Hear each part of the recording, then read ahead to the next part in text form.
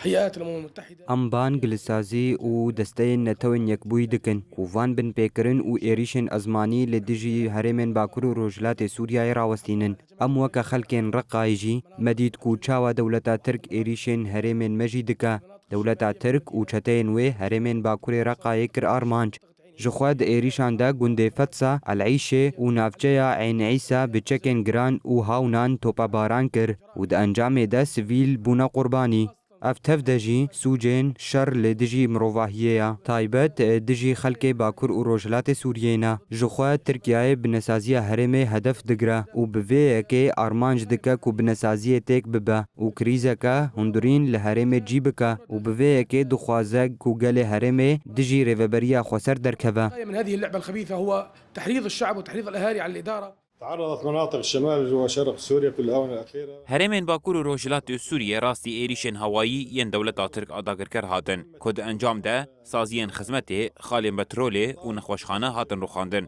Di encamê de nêzî 13 sivîlan şehîd bûn û zêdeyê 35 kesan jî birîndar bûn. Em banga destwardana rêxistinên navnetewî û hevpeymaniyê dikin da ku êrişên dagirkeriya Tirk li dijî herêmê rawestînin. دفاع عنها ومع شعوبنا بكافة الأراضي السورية.